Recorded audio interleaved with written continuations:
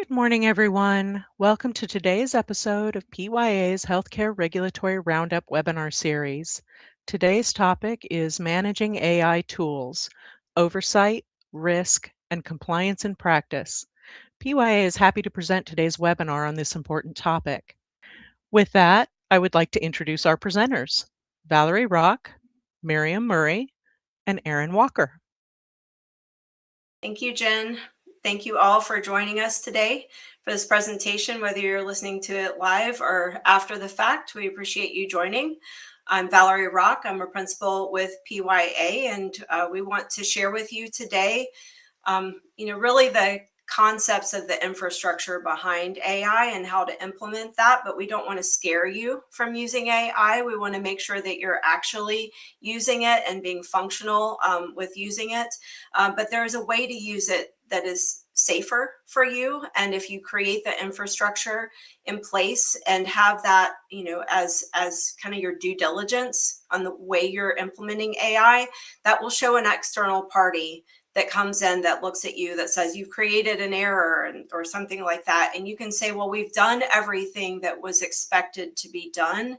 And so we're showing you that we tried, right? We tried to make sure that we were mitigating this risk. So if we show that we're doing our due diligence, that just as you would implement a compliance program to mitigate risk and show an effectiveness of that compliance program, we want to show an effectiveness of AI oversight. So this is a discussion of that. And I have here today with me both Erin and Miriam, who are going to give their insights on this, both from an operational and a kind of an IT and security perspective. So we each come from a different perspective. I oversee all of our revenue integrity services and kind of assist from that perspective, both from coding, diligence, from operational oversight in relation to coding, and also reactive reviews related to any type of external party.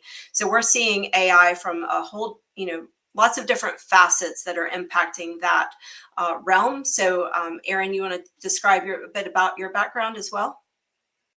Sure. Thanks, Valerie. Good morning, everyone. My name is Erin Walker, and I'm a manager at PYA. And I live in the regulatory world, whether it's from compliance programs, whether it's HIPAA privacy and security, helping organizations make sure that their programs are effective, are functional, and are operationalized appropriately. And with that, as Valerie mentioned in her world with RI, in my world under the regulatory lens, we are seeing a lot of AI come into play. And just its management and being knowledgeable about appropriate ways to onboard and bring on these tools and then operationalize them in a way that allows you to continue to monitor and make sure that you keep appropriate oversight is really becoming an important component of these of all the programs, all the compliance programs, whether you're looking at it through a privacy lens, a security lens, or just a 7 elements compliance program lens. So excited to be here and speaking with you all today and looking forward to our discussion. Miriam? Thank you, Erin and Valerie. I'm Miriam Murray. I'm a senior manager with PYA, and I'm a utility player. I am both on the regulatory compliance side as well as the revenue integrity side. My purview is both from a regulatory and compliance side, but also operational and how it impacts our clients. And so today we're going to talk a little bit about all of those pieces and parts. So let's get started.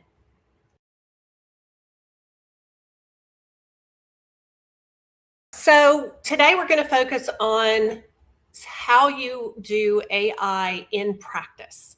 So looking at the operational and regulatory risks, and then from there walking through how organizations are managing AI tools, the technology, the vendor relationships, and how oversight is being integrated into existing compliance structures. We're also going to spend some time on what effective human oversight looks like in an AI environment, not just in theory, but in day-to-day operations. And finally, we're going to touch on how vendor due diligence is evolving, particularly as AI capabilities are embedded into third-party solutions. So let's get started. So many organizations are already using AI, even if they don't call it AI. It's embedded in our EHRs. It's being utilized in revenue cycle tools, HR platforms, vendor solutions, often without formal review or transparency from the vendor. So the risk starts with not even knowing where AI exists. In addition, AI adoption is moving faster than governance, both externally with our federal government and state governments, but also internally within our own governance structure.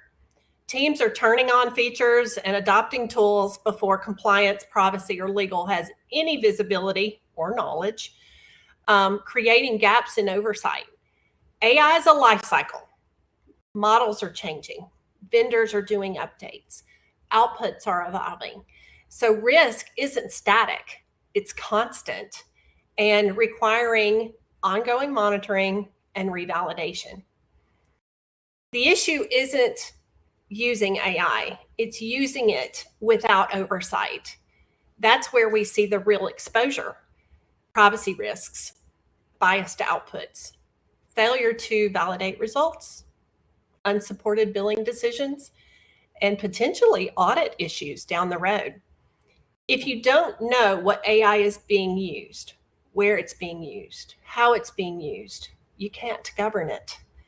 If you can't explain it, you can't defend it.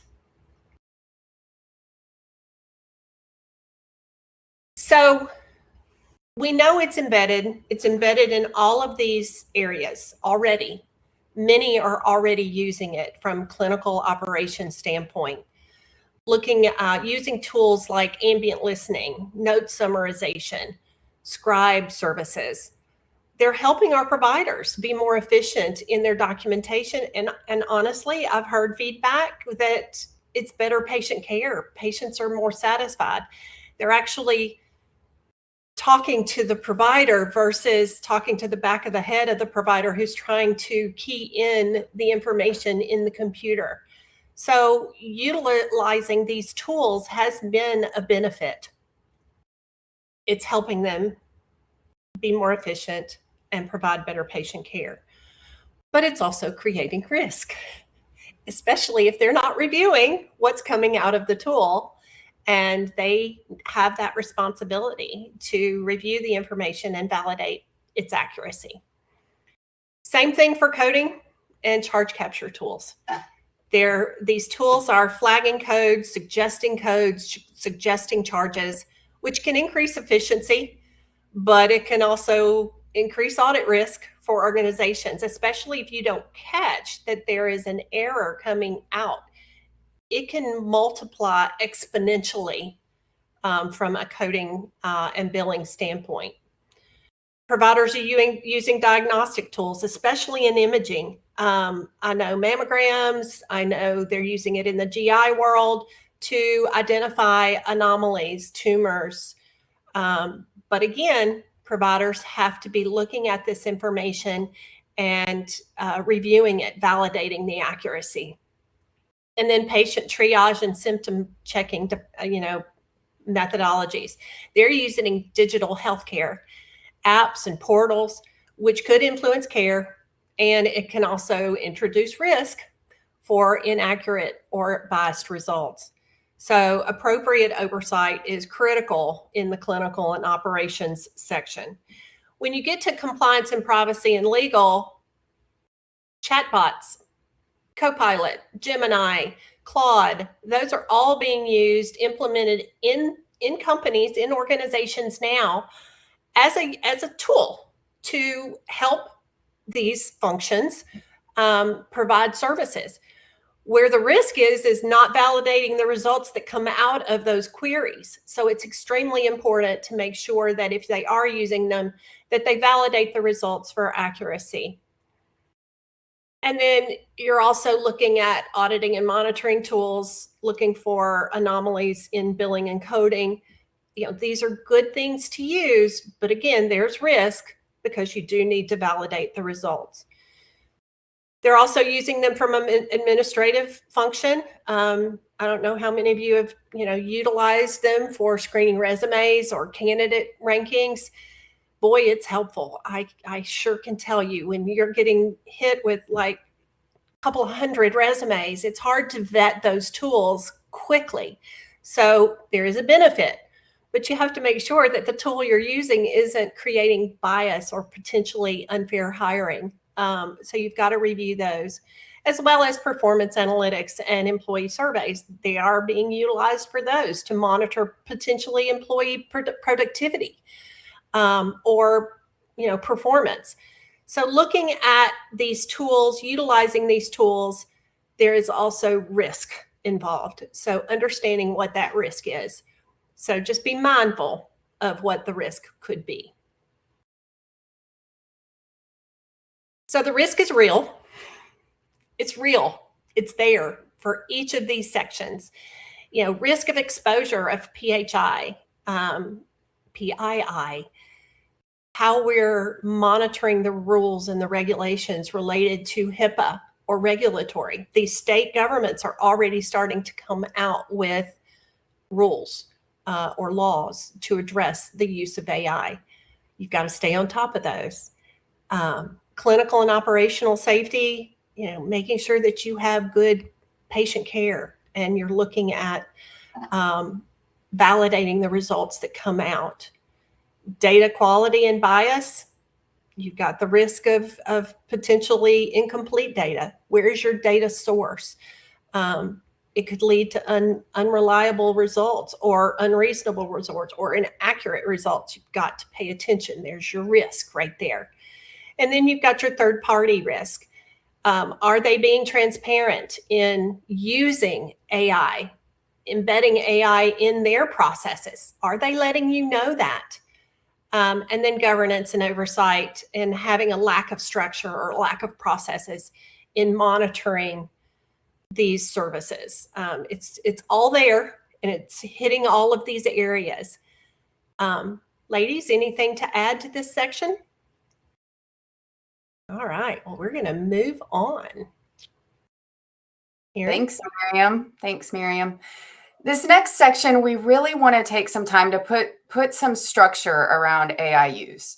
But we all know adding structure, adding more requirements, more policies, more processes, we want to do it in a way that doesn't slow us down more than it needs to, that allows us to have the appropriate oversight mechanisms in place, but still allows us to provide patient care, do our jobs, and do it in a way that actually makes it worthwhile, right?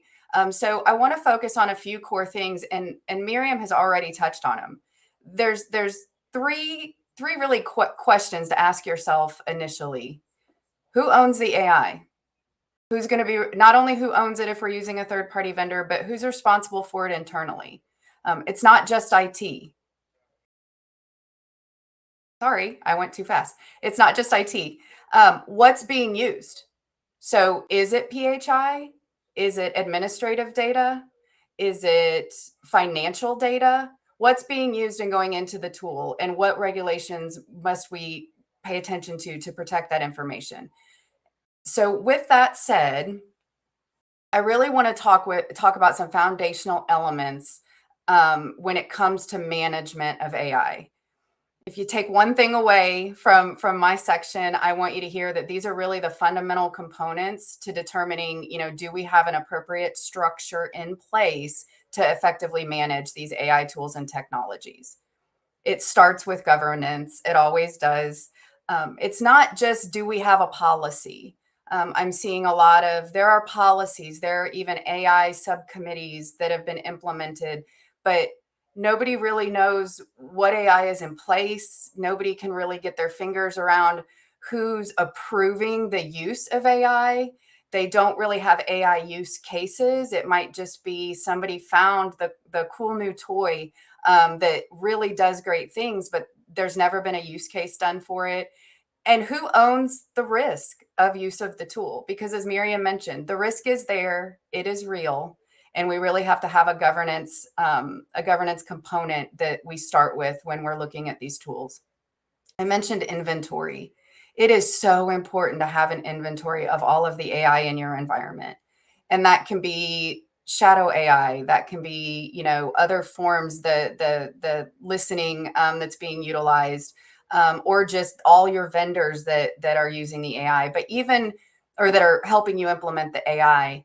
But it goes further than that. And it goes back to that administrative part that Miriam was talking about, the co-pilots and the Claudes. I was actually just talking with someone the other day, and we were talking about putting stuff together, and I just throw it in Claude. Okay. But, are we verifying? Are we making sure that what Claude is giving us is accurate and appropriate? Because again, these tools are great. They really help provide efficiencies. I think it's great for patient care. But again, we have to make sure that we're still keeping that human in the loop and that we're still verifying what is coming out of it. Data use and handling is another foundational element. And this is where HIPAA comes in. And other state privacy laws now, they're expanding to personally identifiable information, or PII. This is where we really have to think about the minimum necessary to effectively use the tool. What needs to go in it versus what are we just throwing in it? Do we have guardrails around what can be put in it, what cannot be put in it? Have we trained on those guardrails? Do people truly understand the importance of only putting the minimum necessary information into those tools that is needed to actually perform the work that we're trying to get done? Once you define that, though, then it comes down to ensuring the tools are configured appropriately. So we may have decided what our minimum necessary standard is going to be, what information can go in there and what information should not go in there. But is the tool configured appropriately to make sure that is what's happening? Now that we've talked about initial setup, initial foundation, how do we do this ongoing oversight and management of these AI tools? First, we start with a risk assessment, and those in compliance and IT and enterprise risk and quality and patient safety.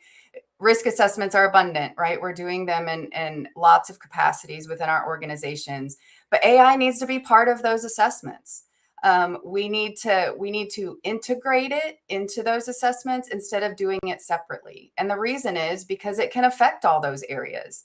If we're using it for patient care, it can affect quality, rev cycle, coding, documentation, patient safety. It can affect our IT environment. It can affect our compliance landscape. And so we really need to include it within our risk assessment processes. One area that I have seen over time is that AI is kind of being siloed out. We're keeping it separate. We're not embedding it into our processes like we do with ERM. And it really needs to be. That's how you're going to get the most effective picture of what your risk looks like with use of these tools. Vendor risk. This is where I'm seeing one of the biggest gaps. Miriam touched on it. Most organizations we're seeing are still utilizing traditional vendor due diligence when they're looking at an AI vendor. It's got to go further than that, because those traditional due diligence processes, they're not designed to catch some of the areas that need to be looked at when implementing AI tools and technologies. With these tools and technologies, it's just not enough to ask, are you secure? Is it secure? Are they compliant?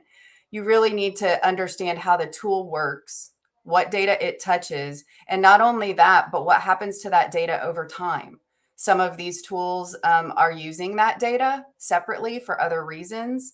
And, some tools can touch data that you don't intend for it to touch. And so that's why it goes back to that configuration component being so important. But from a compliance perspective, transparency and audit rights when it comes to these AI tools and technologies are critical. You need to be able to have audit rights as it relates to these tools, especially for the third-party tools that you don't own and that you don't manage, that are managed by a third party. You need to be able to go in and show that we have audited these vendors and we have been able to document that we are staying within the guardrails that are required, not just by our own policies and procedures, but by regulatory requirements. If a vendor tells you they don't want you to ask questions, or they don't want you to verify what they're doing, you don't have any oversight into it. You just have a tool that you're relying on a third party to tell you is effective. And finally, security safeguards. The way I think about this is, are we treating AI tools differently than any other application software that we might add into our environment? It can't sit outside of your existing security controls. You have set security controls, security safeguards for those reasons, and AI needs to be built into those as well. At a minimum, you need baseline requirements. What about encryption? Are we thinking about multi-factor authentication? What about access controls? How are we managing who can access the actual tools and technologies? And what types of vulnerabilities do these introduce into our environments? Are we looking at them from do we have to open, certain parts of our network in order to utilize those? And what risk does that pose? And is that an acceptable risk? Just by very nature of use of the tool, what vulnerability might we wind up with that we hadn't yet thought of, because it wasn't something that was needed to be thought about until these tools came into play. I see a lot with organizations, they're creating exceptions for AI use cases. It's an AI tool, so we're going to handle this separately, but they really can't be.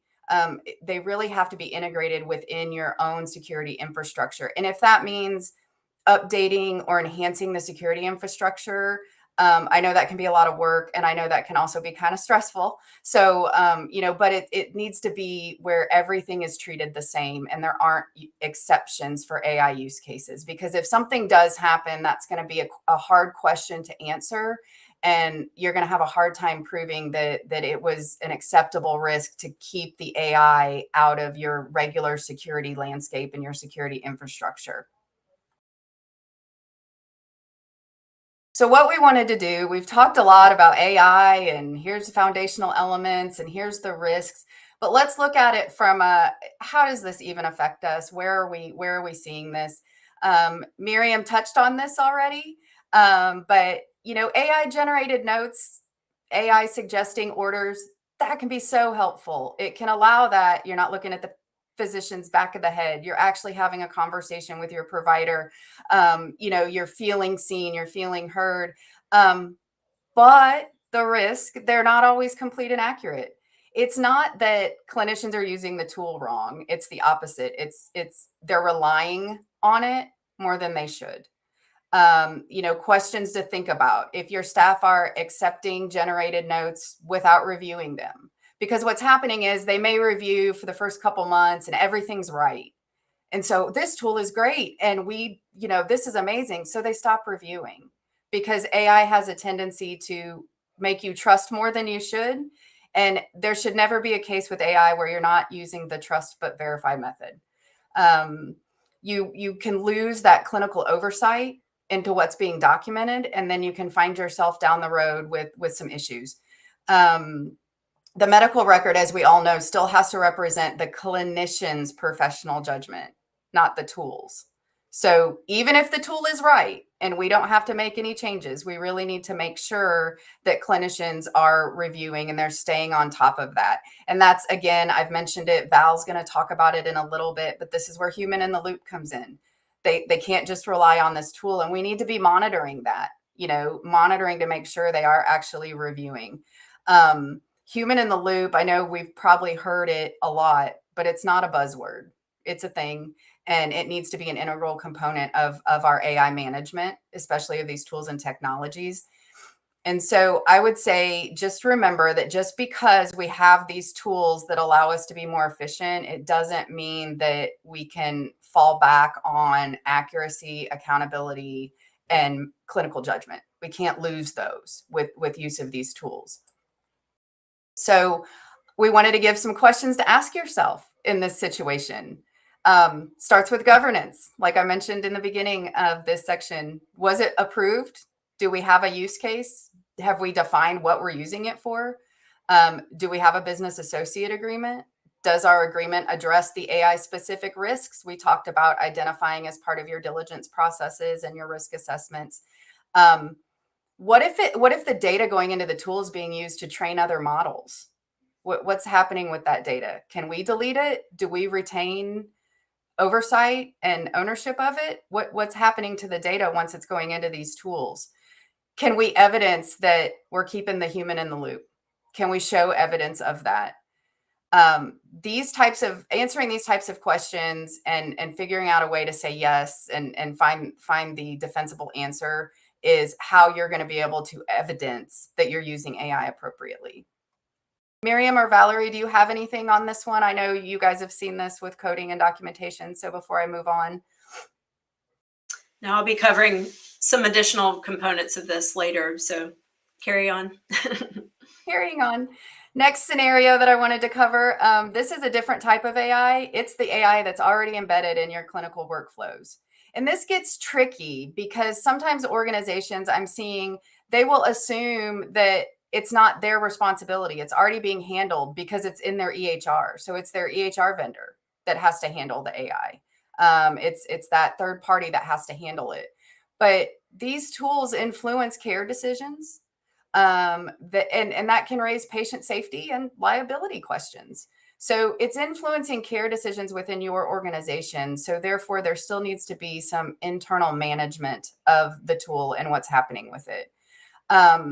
We've noticed alert fatigue, workflow disruption because of that. Just because when people don't know how to use it, they're getting all these alerts. They're not sure who's responsible for what. And do I need to be monitoring or somebody else? People are just getting tired of all the alerts. And, as we've seen technology advance, not just with the use of AI, but in other areas, alerts are a thing. Alert fatigue is a thing. And so it's really important to have that defined governance and be providing appropriate training and education. At the end of the day, regulators are expecting organizations to explain how they're overseeing these tools. And the answer cannot be, it's our EHR vendor's responsibility. It cannot be. Just like with any other outsourced service or outsourced application, we're still responsible for that oversight, and we have to be able to show that we're doing it.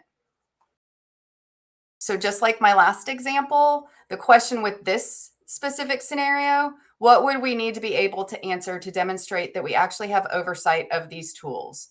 And I included some questions here for you to think about and talk with your teams on. Who owns the tool? Who's responsible for approving? But also who's responsible for when the tool is updated and there's changes made? Or what if someone is starting to see the AI has learned wrong, something has gone wrong, it's doing this wrong. How do we escalate that? Who do we escalate it to? And how do we put pause on it in the interim while we're working through that?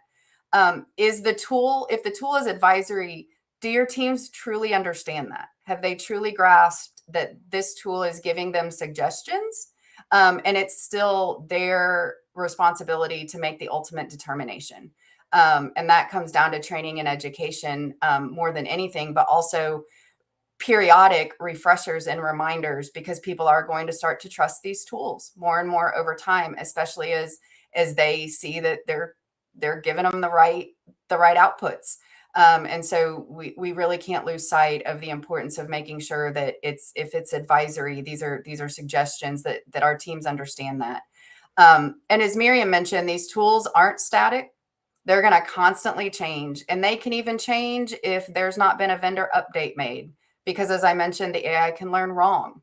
There can be information introduced that it's not necessarily learning wrong, but it's not applicable to what the tool was intended to be used for. And so therefore the outputs are skewed. So you have to have a way to monitor the accuracy of these tools and what they're providing, especially bias, AI bias. These tools can develop their own bias. And once they have, it can take you down a wrong road. Miriam mentioned from an administrative perspective, using tools to look at resumes. We've seen tools learn wrong and reject resumes in a technically discriminatory way. And so it's really important that you're monitoring there. And I would just say, finally, can you explain how the tool works, what its limitations are, and how it plays a role in ultimate decision-making in your organization? And I would just advise that the answer shouldn't be, it is the ultimate decision maker, because you want to make sure that you're staying on top of everything as you move through. With that, I will give it back to Miriam. Miriam? Thank you, Erin. So, how do you integrate the oversight into your compliance structure? So, from a regulatory standpoint, it's important to understand that AI oversight is an extension of your existing compliance, quality, and patient safety frameworks. Regulators, sorry about that, expect organizations to demonstrate their documented oversight, just like Erin just said, being able to document your oversight, your decision making, especially where AI is influencing a clinical or an operational process. AI impacts care, where it is impacting care decisions, definitely want to document how these expectations are being addressed, but you have to make sure you're applying the same level of quality and patient care that the organization and honestly that the government expects. We're also seeing clear expectations about AI risk. They want you to start embedding it just like you would any other high risk area in your organization. So doing your enterprise risk assessment, what audits are you doing to address the risk? How are you monitoring the risk? How are you responding to incidences? And those are part of what is expected already. And it was in the OIG guidance that they actually already included the fact that you need to address AI. The focus is on how the organization controls, monitors, audits, and responds to the risk, both before, at implementation, and over time. It's not going to stop. You've got to constantly pay attention to the risk. That's what the regulators are expecting. They don't expect you to be AI experts. I will say that. They don't expect you to be AI experts, or at least that's what they say. But they do expect you to be good at managing the risk and documenting your risk and applying that discipline consistently over AI. So while they don't expect you to be experts, they do expect you to look at all of these areas. And many of these areas, if you look at them, are part of the elements of a compliance program. So that's what they're looking for when they start to look at this at AI services. So we're going to get into the weeds a little bit of each of those categories. So clear accountability. Erin said this already, but understanding who's accountable, having an inventory, but who's the owner, not who the vendor is. Who is the operational, clinical, IT owner of the AI tool that you're going to use? Is there a defined governance process? Have you documented the risk? Have you documented the approval of the implementation, as well as any changes that come about over time? You've got to document the intended use. This is the who, what, where, when, how impact process. Literally, it is. It is understanding who's going to use it, how are they going to use it, how is it going to impact the organization. But it also has to be in alignment with the organization's expectations and objectives. You got to integrate it into policies. If you haven't already, you really need to look at your policies and start integrating your AI use into your policies. HIPAA privacy and security is one big one.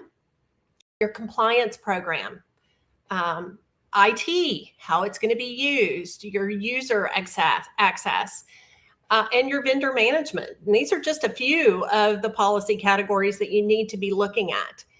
But you should have a defined process for vetting and approving all AI tools.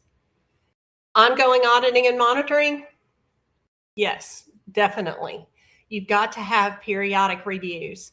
You need to do risk assessments. Maybe you need to do risk assessments before, during, any and after any change, just to make sure that the tool is operating as expected. Looking for errors, looking for bias, looking for drift. You've got to revalidate the tools, especially if there are changes and updates. Transparency. And this is transparency across the organization. Not only leaders, obviously your leadership, your board need to understand how the organization is using AI tools, that there's clear guidance on how those tools are being used. Not only the leadership and the board, but your employees need to understand what AI tools are out there. How are they expected to use them? That goes into training, of course. So you've got to make sure that your staff have been trained prior to going full bore into the AI tool. Obviously, sometimes you may have to wait until the tool comes into play, but they need to be educated and trained on how to use the tool. What's acceptable use? What's prohibited use? Are there limitations? What data are they allowed to use? But they also need to be aware of the output. What's expected to come out of the tool? Does it make sense from their professional judgment and knowledge and experience? If it doesn't make sense, obviously that goes into reporting. Do they have reporting changes or channels? Sorry, how to report issues, errors, anomalies, things that are not making sense that should make sense. Again, AI is not to replace your common knowledge.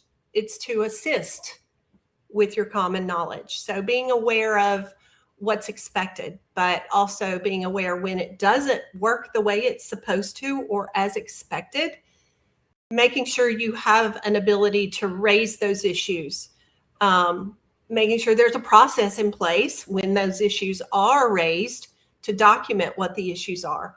What did we do about it? How did we review it? Did we do an audit? Did it result in corrective actions? All of that needs to be documented as part of the process of integrating your AI tool into operations.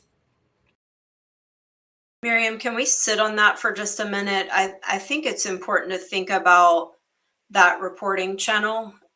We have a reporting channel through a hotline, or a compliance hotline at this point. So is it best to utilize that compliance hotline for all of these types of reporting, or should it be a different channel? Because my thought is if you use a different channel, you're going to get less reporting up of what's going on. So what are you guys' thoughts on that? You know, as I've thought about this and I've worked with, our clients on these, yes, it could be used through the hotline. Sure, it could. And it's a way to capture the issues. It's a way for compliance to be made aware of it. Maybe they have a robust AI governance structure that they have communicated out to the employees that, any kind of AI anomaly or error can be forwarded up through maybe AI governance.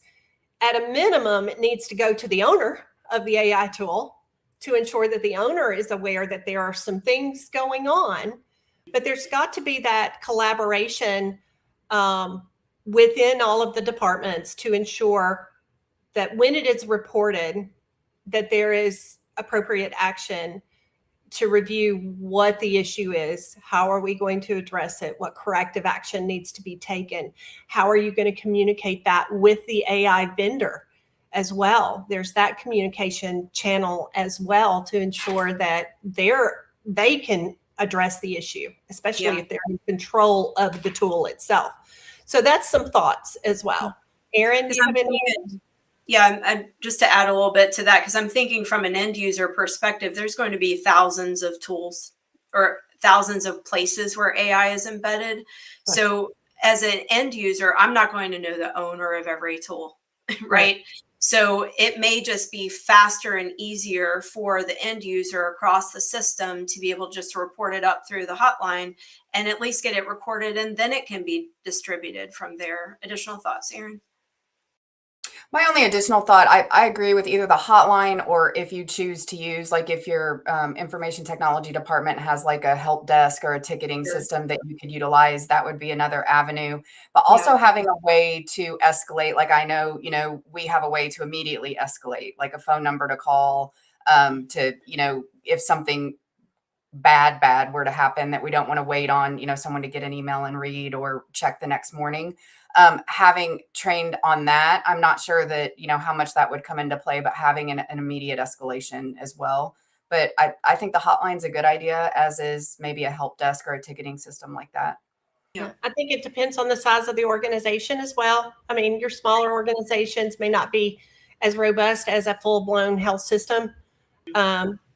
So I think it can be scalable, but I like both of these ideas of either the hotline or the IT help desk or some sort of a governance mechanism. They may even set up a separate governance email reporting. Who knows how they want to do it?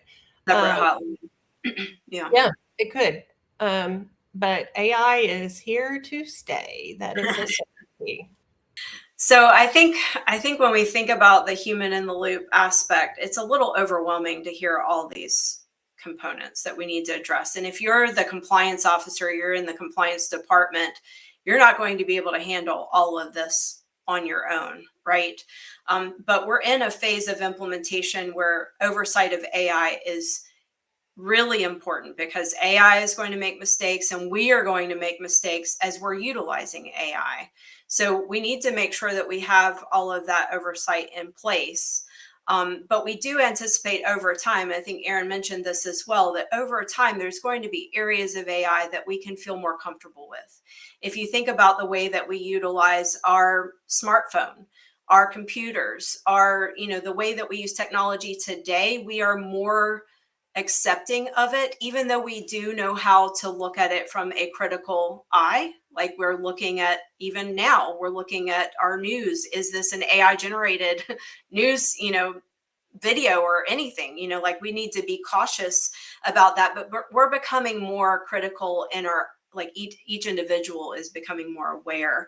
But we will utilize this differently over time. So while we have something implemented now, we need to be able to be nimble and evolve our processes and our policies and the way we implement this over time. So human in the loop, human interaction can be inserted at the input stage. So the data that's input into a system, and then the output. So you may not be involved in the input of the system, which is where the vendor question comes into play, is where is the data coming from? Like clinical decision making, where is that data coming from? What is supporting the data that is going in and ingesting into the system to produce an output? But you can see generally the output, and is that output accurate? So when you come into human in the loop aspect, it really is training that frontline team to monitor that output. The physician that's engaging with the AI scribe needs to review the output and confirm that it is accurate before he or she signs the note.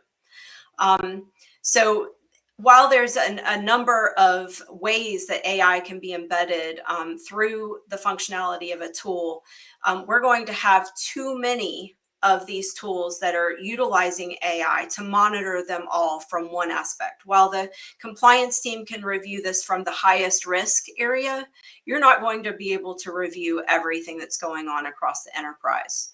The IT team cannot do that either. So it's not like you say, well, this is a technology tool, so we're going to have the IT team monitor this, or this is a compliance question, so we're going to have the compliance team monitor this. It needs to be everyone. So I think if we can train the teams on the front line well to identify where the problems are, that's going to help mitigate our risk. Responsibility should be borne by the user. While we can't have that ultimately be the case, and our contract should have some culpability on the tool itself, we need to make sure that our frontline teams understand that they are responsible in how they use the information, that they're reviewing it. And if they don't understand it because they're not the subject matter expert on that information, that they need to have someone else involved in reviewing that for quality as well. That could even go to the point of even just basic research within your own compliance department to say, we're researching this rule in Copilot, for example, and through that, it results in a different answer than what is accurate. And how are you vetting that? And how are you making sure that that is true? And looking at primary source information would be one of the ways to do that. So what are the common gaps in AI that we see? How do you identify those potential gaps in oversight? And so here are some examples of that.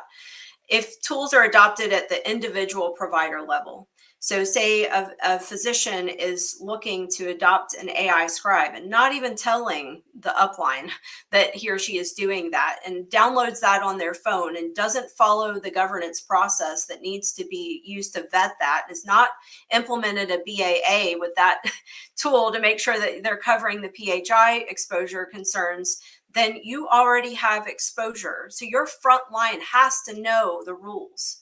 They need to know that a BAA needs to be in place. They need to know those things that you would have otherwise probably not worried about in the past. But we've already seen things, people, physicians texting patients and, excuse me, all of those things have already occurred. We've already seen where, physicians are not reviewing their notes. So this is not anything new. We need to make sure that we're doubling down to make sure that that is occurring.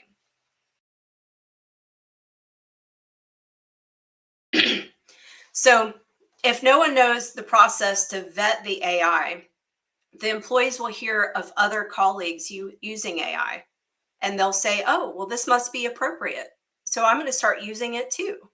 And they'll start using it and they won't know that it was not appropriate. So how do you monitor that? And I think that is where data analytics is going to come into play, both from your IT team monitoring the usage in computers and devices and things like that. Is there ownership over what's going on with a phone? Can they monitor what's being applied, applications that are being used and how it's being used? What is the data within the billing? Are we spiking somewhere that's different than what has occurred before? Because what is going to happen is anything that occurs wrong when you automate it is going to happen over and over again, to the point that now you've extrapolated a problem that once was one problem now is 1,000 problems. So we want to make sure that we're applying AI and then monitoring that. But also something that is something to think through is, as we're looking to apply AI, we want to make sure our processes are good from the front end, because we don't want to apply take a bad process and apply AI to it, right?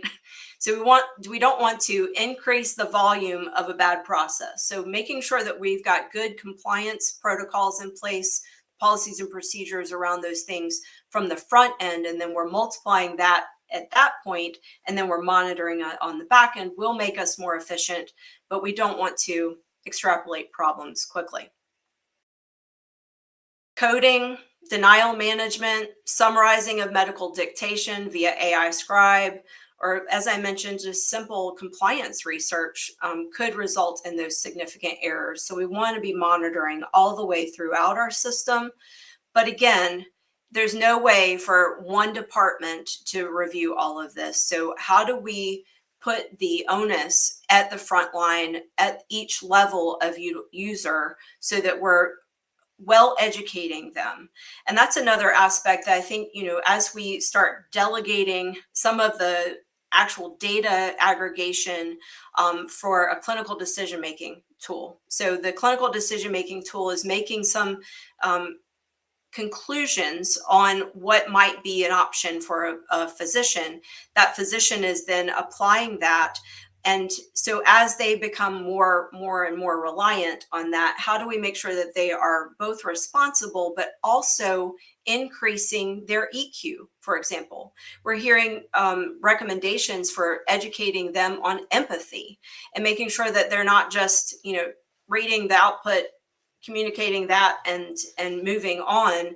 It is truly that we want to increase our engagement with the patient, making sure that we're, really, as Miriam and Erin both mentioned, that we don't want to have them looking at the back of the head of the physician while they're, typing out their notes and things like that into the system. So now that they're engaging the patient, are they doing a good job at engaging that patient? Are they making the patient feel comfortable in communicating what's going on? How are we communicating what's going on from an AI scribe perspective? Are we communicating some more confidential information outside of the room versus inside of the room? How do we make sure we capture all of that? So we need to be cognizant of how we're managing all of that information and gathering all of that information. So we talked about bias, but having that frontline monitoring for that bias is key. So not just that there could be bias. So we can look at the front end of how that data was pulled, what population was used to create the outcomes, but then having the providers looking and saying, well, this is not actually coming out with the right outcome. Why is it not? Is it because of the data that was used to generate the tool, or is it that there's something else going on? So making sure that they're monitoring for that is also key. So what is best practice? How can we make sure that we're doing our best? And as we mentioned from the top, we want to make sure we're doing our best. We know that there's going to be problems that arise, but have a process. So all of the things we're talking about from a monitoring perspective, we want to make sure we include a process to oversee that, whether it's a survey that you're saying, okay, how are you utilizing AI? Where are you utilizing AI? Or part of a systematized part of each of the departments at each meeting that they have, that is a standing agenda item talking about use cases for AI, and that's reported up. You need something to be able to gather where people are using AI so that you can record it, and then that you actually do record that and monitor for those use cases. Then define and train on how the tool can be used. We mentioned that based on written policies that can be communicated and then easily accessed. It's one thing to put it in the policy. It's another thing to have it easily accessible by the teams that are going to use them. We're even contemplating how to utilize AI to easily identify where a policy is. So how accessible are your policies? How searchable are your policies? Can a end user quickly get to those policies? Utilizing AI may be the way to go to help them get to those policies.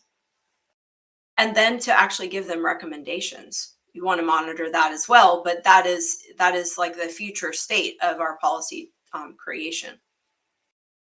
Expected review processes are implemented at the front line and within the appropriate functions. We talked about, making sure that those processes are implemented, but ensuring that each SME, that subject matter expert, are the ones that are engaging in that review. It's not that IT is the one that's looking at all of this. It's that IT is looking at their component. Security is looking at their component. Risk is looking at their component. The legal team is looking at their component. The compliance team is looking at their component. And don't forget that a lot of this is clinical decision making, or has a clinical component, and that you need to have the physicians and nurses and other frontline people involved in the decision making. So it really is a multifunctional team that you want to have engaged in this process.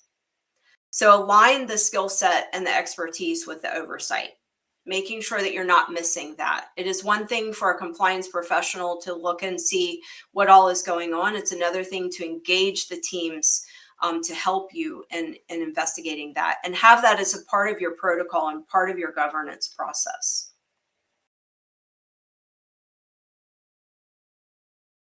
So now let's move into how we actually do diligence on your AI vendors. And really what you can apply is all of the risk areas that we've talked about today. You want to vet those tools for those risk areas. But on the back end, you're going to want to make sure that you're contracting to ensure you're mitigating risk going forward. Output on a generative AI side is not just automation. It really is, something that is a decision, like they're coming to conclusions or summarization of the information. So you want to make sure that that output is reviewed at a different level than just A plus B equals C. As I mentioned, the output can be medical decision making. So you want to make sure that you're applying that clinical component or that those clinical people into that review of that tool.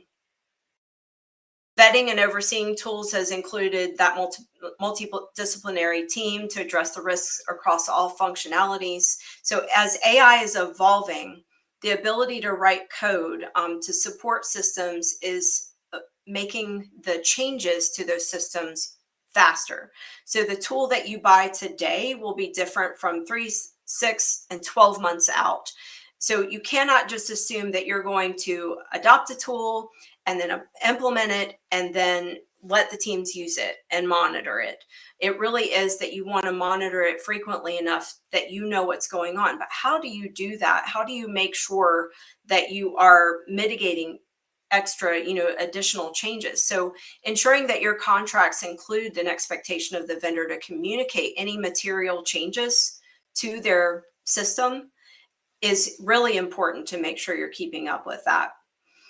Also, you want to have out clauses because there's all kinds of reasons for why you would not be able to be under this current contract anymore.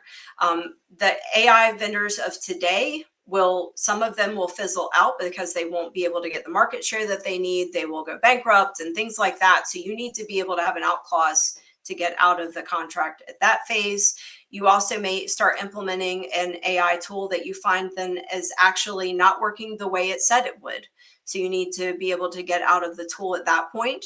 And then some of your AI tools will be bought or consolidated with other tools, and that contract will change.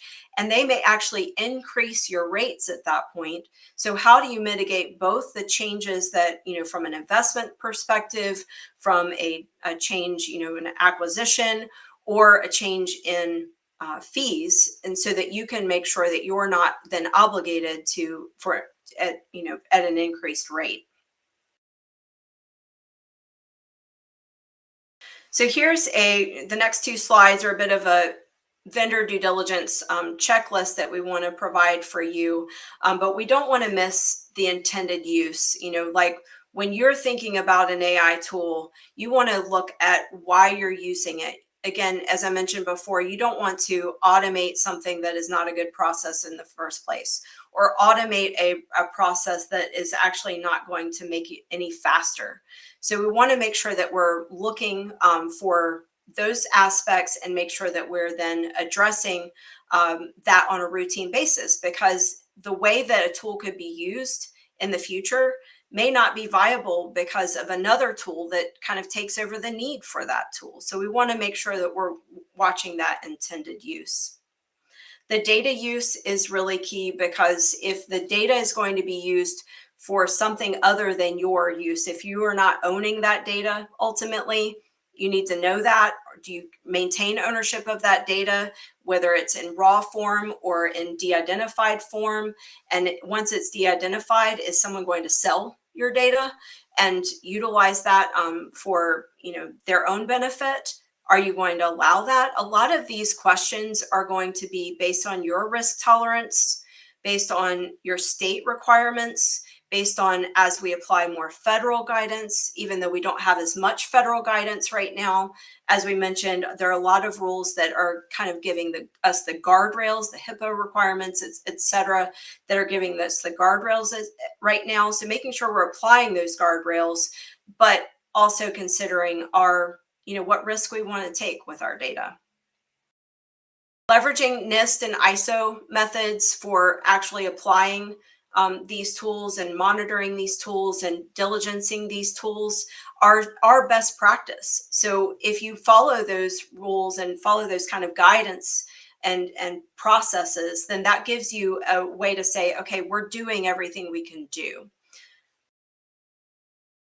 So lastly, we want to make sure that we are monitoring also for customization, where we can customize a tool, we can partner with a tool, but over time, as these tools scale, they're less likely to be customizing with you because they're going to have to do this with 1,000 people instead of the 3 that they started with, right? So you may have a lot of customization up front, and then over time, you're going to reduce that. You want to make sure that, though, you still have the ability to give feedback, to say, hey, this is a problem and we need to revise it. Or, as I mentioned, contract to ensure that you can get out of the contract if they're not applying correct rules, per your risk stratification.